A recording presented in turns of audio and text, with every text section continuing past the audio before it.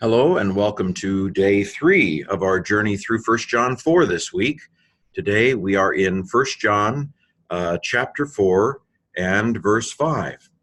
And so go ahead and see if you can translate that.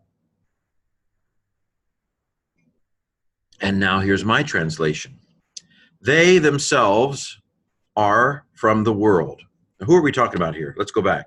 You're children you're from God, and you've overcome the world, because greater is the one in you than the one who's in the world. But they, I assume these are the people that left the community, the Gnostics, the Docetists, they themselves are from the world. Now, we don't have to have autoi here, because asin has within it they, right? And so when we have autos in the nominative, it intensifies the subject. So they themselves, it implies a contrast almost. We, but they are from the world.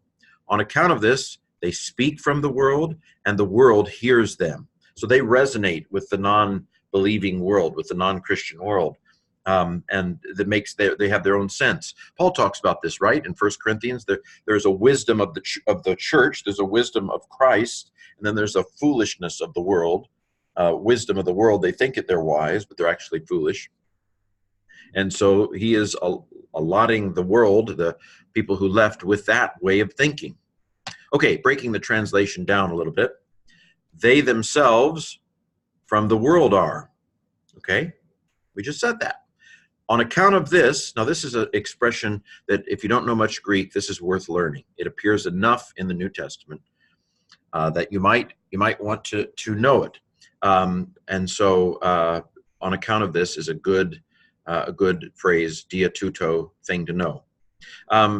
They speak from the world, and the world hears them. This is genitive. It's not, and their world hears. That's probably not what it's saying here. It's the world hears them.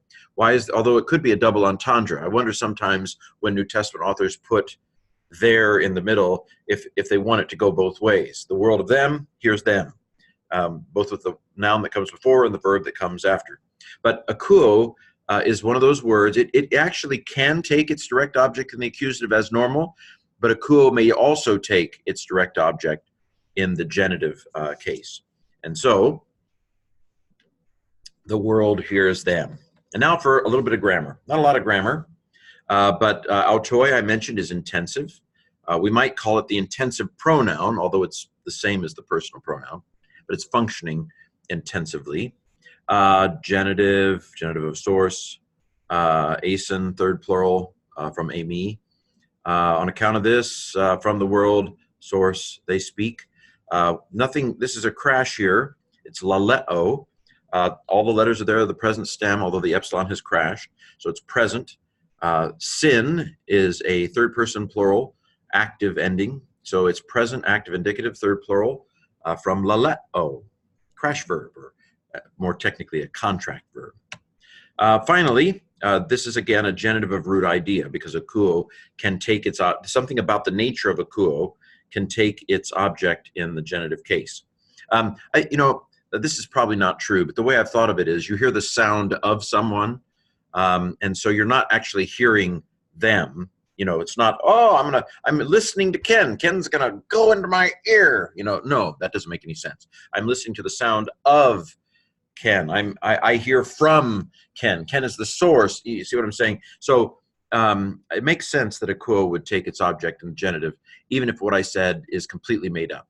Okay, it might not be. Okay, and now for the pronunciation. Can you pronounce this? Let's try. Autoi, ek, tu, kosmu, asin.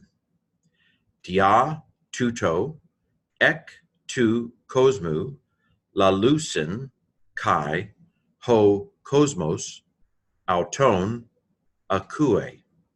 Okay, so now let me try to do it at normal speed. Autoi, ek tu kosmu asin. Dia tuto, ek tu kosmu lalusin, kai ho cosmos auton akue. Okay, I tried. There you have it, our Greek for the day. This has been Wednesday, July 31st, 2019.